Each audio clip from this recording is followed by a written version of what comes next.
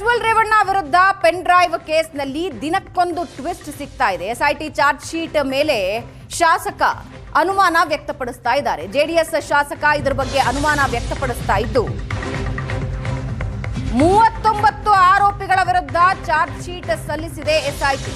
Charge ಶೀಟ್ನಲ್ಲಿ JDS ನಾಯಕರ ಆಪ್ತರ ಹೆಸರು ಉಲ್ಲೇಖಿಸಿದೆ ಎಸ್ಐಟಿ.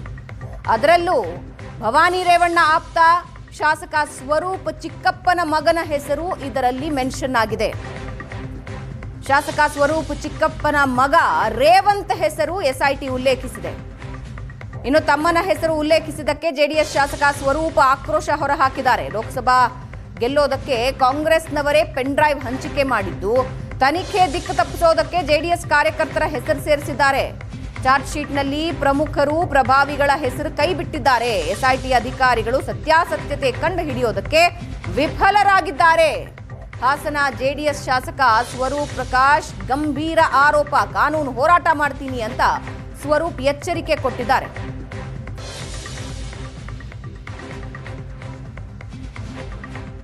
ಸ್ವರೂಪ್ ನಮ್ಮ ಜೊತೆ ಮಾತಾಡಿಸ್ತೇನೆ ಸರ್. ಈಗ ತಮ್ಮ ಸಹೋದರ ರೇವಂತ್ ಅವರ ಹೆಸರು A30 ಆಗಿ ದೋಷಾರೋಪಣಾ ಪಟ್ಟಿಯಲ್ಲಿದೆ.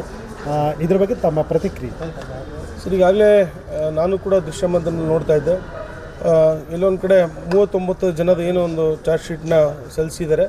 ಅದರಲ್ಲಿ ನನ್ನ ಸಹೋದರನು ಕೂಡ ಇದ್ದಾರೆ ಅಂತ ನಾನು ಕೂಡ ನೋಡಿ ಭಾಳ ಬೇಸರ ಆಯಿತು. ಯಾಕೆಂದರೆ ಎಲ್ಲೊಂದು ಕಡೆ ಇದು ಲೋಕಸಭಾ ಚುನಾವಣೆ ಒಂದು ಗೆಲ್ಲಲಿಕ್ಕೆ ಏನು ವಾಮಮಾರ್ಗವನ್ನು ಕಾಂಗ್ರೆಸ್ನವ್ರು ಏನು ಮಾಡಿದರು, ಏನೋ ಒಂದು ಪೆನ್ ಡ್ರೈವ್ ಹಂಚಿಕೆ ಮಾಡಿ ಮತ್ತು ವಿಡಿಯೋಗಳನ್ನ ಇದನ್ನು ಕೂಡ ಹಂಚಿಕೆ ಮಾಡಿ ಈ ಒಂದು ವಿಚಾರದಲ್ಲಿ 39 ಜನ ಏನು ಚಾರ್ಜ್ ಶೀಟ್ನ ಸಲ್ಲಿಸಿದ್ದಾರೆ.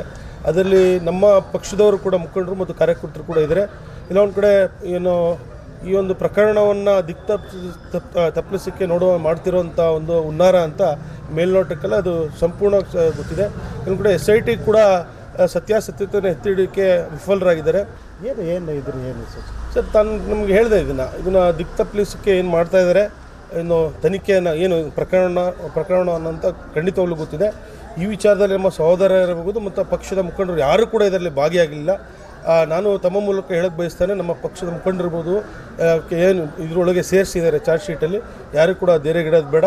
ತಮ್ಮ ಜೊತೆಗೆ ನಮ್ಮ ಪಕ್ಷ ನಮ್ಮ ಮುಖಂಡರಿರ್ಬೋದು ಮತ್ತು ನಾನು ಶಾಸಕನಾಗಿ ನಿಮ್ಮಗಳ ಜೊತೆ ಇರ್ತೇವೆ ಅಂತ ಹೇಳಿ ಏನು ಹಲವಾರು ತಮಗೆ ನೋಡಿದರೆ ಈಗ A1 A2 A3 ತೋರಿಸಿದ್ದಾರೆ.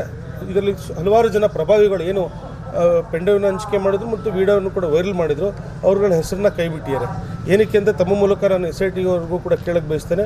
ಇದರಲ್ಲಿ ಏನು ಪೊಲೀಸವರು ಕೂಡ ಭಾಗಿಯಾಗಿದ್ರು ಹಿಂದೆ 2024ರಲ್ಲಿ ಒಂದು ಪ್ರಕರಣ ಬಂದು ಇದು ಮಾಡಿದಾಗ, ಆಗಲೂ ಕೂಡ ಇದನ್ನು ಹಲವಾರು ಜನ ಕೈಬಿಟ್ಟಿದ್ದಾರೆ. ಹಾಗಾಗಿ ಮುಂದಿನ ದಿನಗಳಲ್ಲಿ ಖಂಡಿತವಾಗ್ಲೂ ಕಾನೂನು ಹೋರಾಟ ಮಾಡ್ತೇವೆ.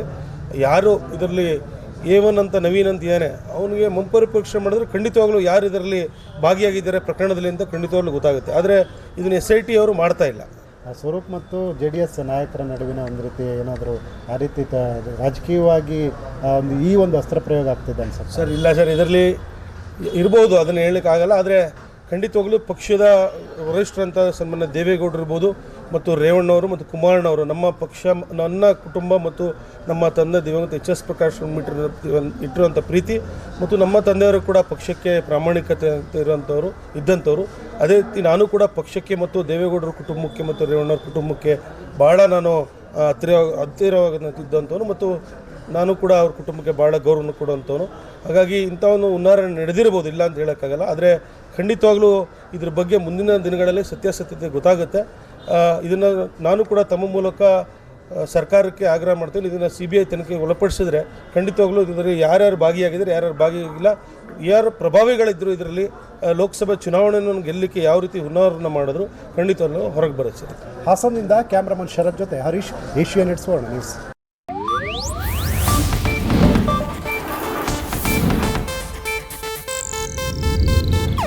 ಇದು ಏಷ್ಯಾನೆಟ್ ನ್ಯೂಸ್ ನೆಟ್ವರ್ಕ್ ಪ್ರಸ್ತುತಿ.